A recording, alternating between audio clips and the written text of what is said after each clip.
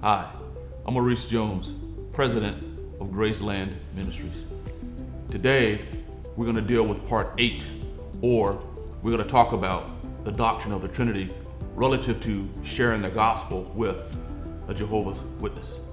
Okay, now, we waited until now to talk about the Trinity because we know that is what a Jehovah's Witness can't wait to get to. He cannot wait to talk to Christians about the Trinity. Now, the reason for this desire or this need to talk about the Trinity has several causes or several reasons behind it, I should say. The first reason is this: a Jehovah's Witness believes that he is a part of God's true organization, some heavenly organization on earth. Okay, so he believes he's a part of a true organization. All right, so whatever he says is going to be true because you belong to a corrupt part of Christianity called Christendom. And so whatever comes out of your mouth is going to be false. You are the bad tree. You're going to bring forth bad fruit whenever you talk. He's the good tree, okay? He's going to bring forth good fruit. And so that's how they're trained. They're trained with that arrogance to believe that they're dealing with people who are a part of something that's corrupt. So they want to talk about their Trinity because the Trinity for them is proof that you are part of a corrupt Christianity. You're part of a corrupt Christendom, okay, that produced this doctrine of the Trinity that comes from Satan. So as soon as you open up your mouth and as soon as you say Trinity, hey, his chest's gonna come out and he's gonna be all puffed up because he's gonna say, see, you are part of Christendom.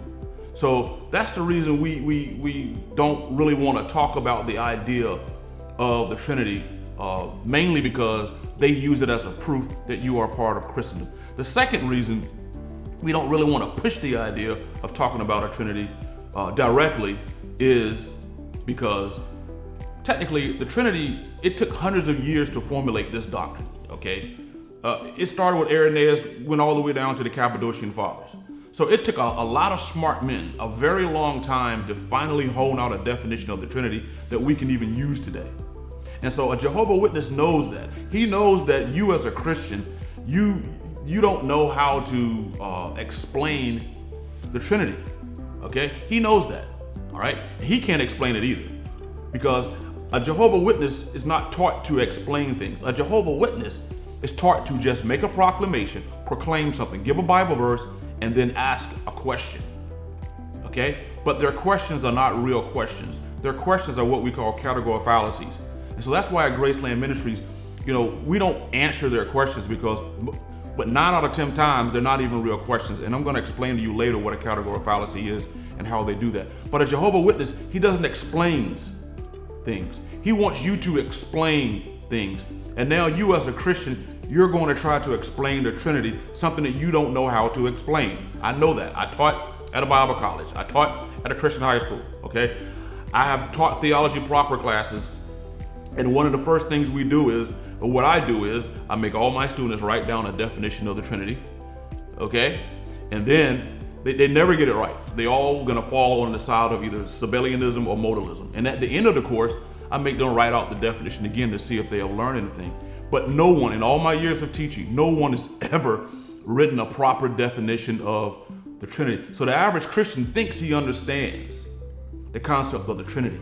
And then he tries to explain it using John 1:1, which is really a no-no if you don't know Greek, okay? Because if you're going to explain John 1:1, you're going to have to know some type of Greek, okay? You're going to have to know your morphemes, you're going to have to know your articles, you're going to have to know your pronouns, and you're definitely going to have to know about the Granville-Sharp rule, or you're going to be in trouble, okay? So at Graceland Ministries, there's a better way to talk about God when you're talking to a Jehovah's Witness, okay? So we don't really push that. So we're going to show you a video, okay, a video clip from a preacher who's going to explain his tactic on how to talk to a Jehovah's Witness, okay, using John 1:1.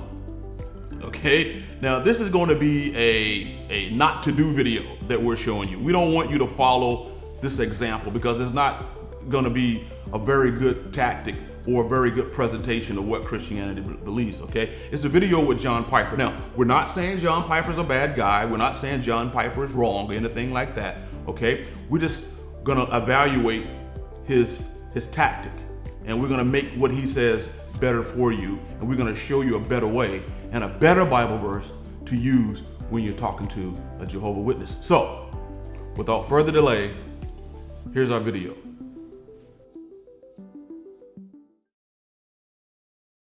So, if a Muslim or a Jehovah's Witness, both of whom are Arians, say, you got this translation wrong. It really shouldn't say the word was God. It should say the word was, well, godlike or a God, and great prophet, a great angel, and then God used him for great things. You can know that's not true just because of verse 3. I can show them this. It says in verse 3, first, all things were made through him. Now you might think that's enough right there. That's enough.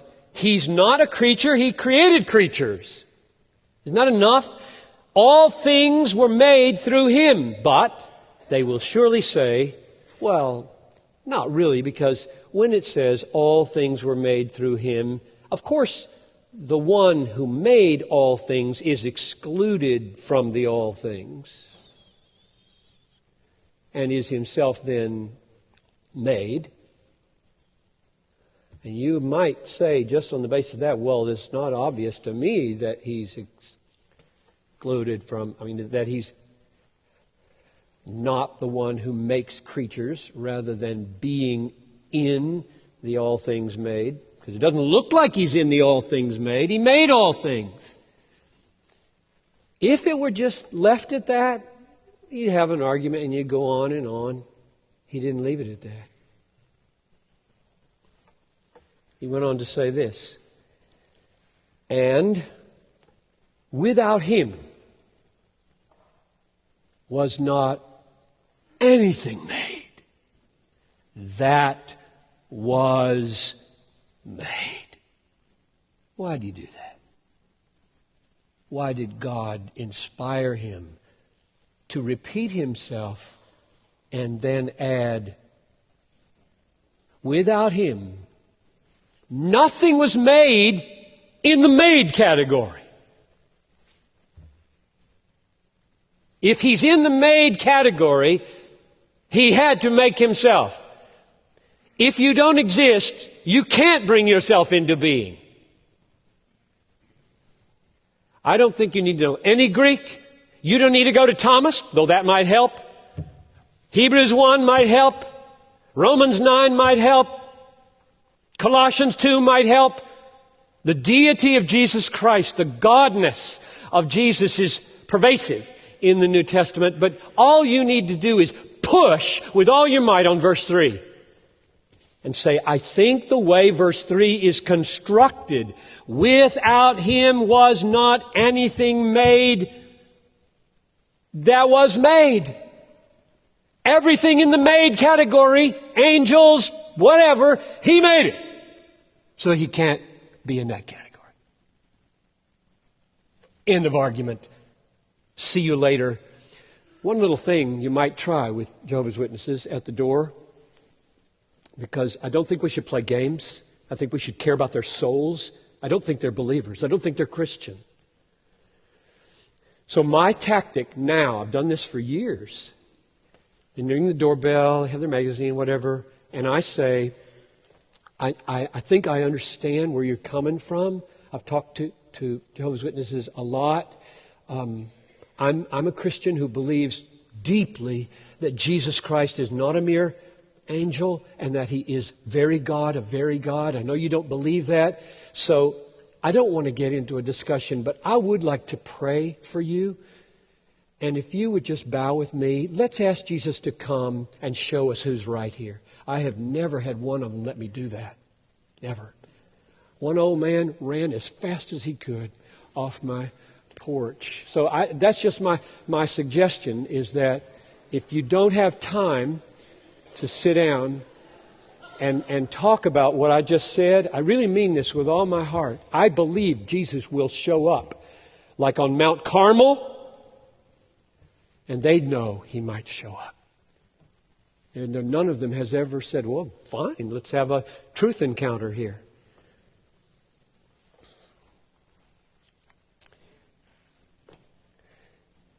Christ was not made.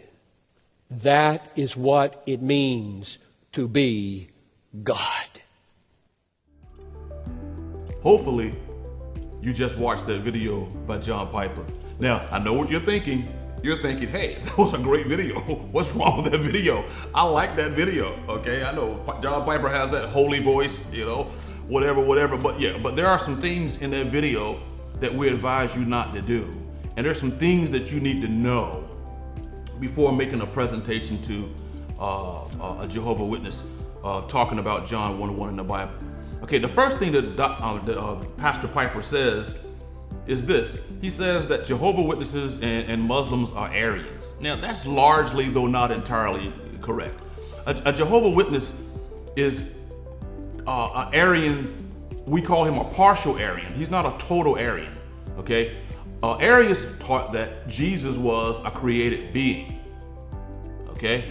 Now, a Jehovah Witness doesn't totally believe in that, and that's the problem, or that's the mistake Pastor Piper's gonna make, because he thinks Jehovah Witnesses are full Arians. They're not. They're partial Arians, and they are partial modalists. The Muslims, on the other hand, the Muslims are Arians, okay? But they don't believe that God has a son. Okay, Arius believe that Jesus was God's son, but he was created. Okay, the Jehovah Witnesses are different from Arius and from the Muslims because of something that Dr. or Pastor Piper failed to point out to you. You see, a Jehovah Witness is what we call a strict monotheistic person. Okay, and so are Muslims. Okay, but a Jehovah Witness holds to the idea of what we call a vertical oneness of God. They're strict monotheistic people. They believe in Deuteronomy 6:5, hear, O Israel, the Lord your God is one, okay?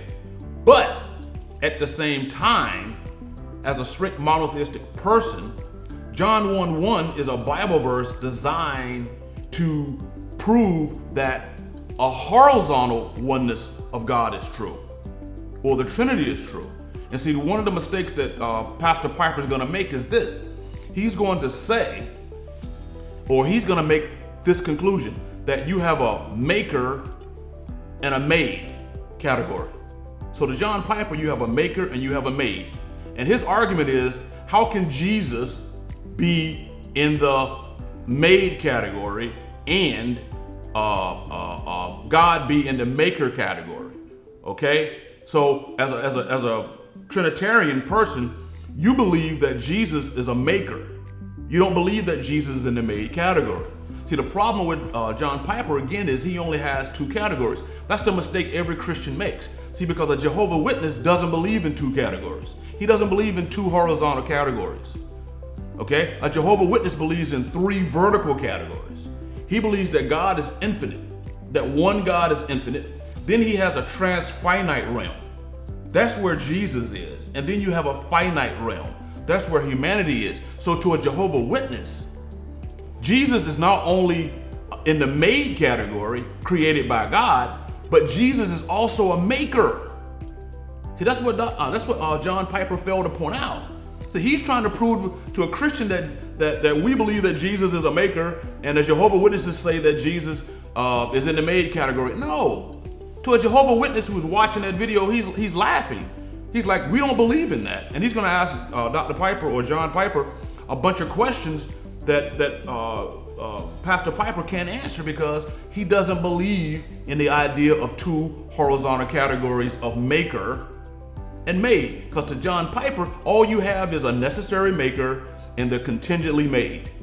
Okay? And Piper's argument is going to be, where are you going to put Jesus? You can't put him in the made category because of John 1:1 and John 1:3. You can't do that. You got to put Jesus in the maker category. And the Jehovah Witness is saying to himself, no, we don't. We can believe that God is an infinite maker, okay, who created Jesus, a transfinite being, and this transfinite being created all other finite beings. And that's why they have brackets in their Bible in Colossians 1:16. So right off from the start, off the bat, don't ever try to use John 1:1 to critique a Jehovah's Witness, because he doesn't believe that Jesus is just in the made category. He believes that Jesus is in the maker category and also in the made category. So you can push verse 3 as hard as you want, Pastor Piper, but that's not going to make any difference to a Jehovah's Witness, and he's going to sit there and laugh at you, and he's going to ask questions from a vertical standpoint that you are going to try to answer from a horizontal standpoint. Also, Pastor Piper says you don't need to know any Greek. Yes, you do. If you're going to use John 1:1, you're going to need some Greek. Okay. Also, we want to point out to you that this is a misrepresentation of the Jehovah's Witness viewpoint. Okay, and we're going to show you, since a Jehovah's Witness is a strict monotheistic person who believes that the Almighty is infinite and that Jesus is the mighty God that's transfinite, we're going to show you a better verse to use when you're talking to Jehovah's Witnesses.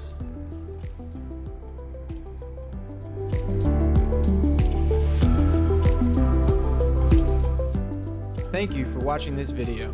If you enjoyed this content and would like to see more from Graceland Ministries, please subscribe, share, and support us financially online using the links in the description.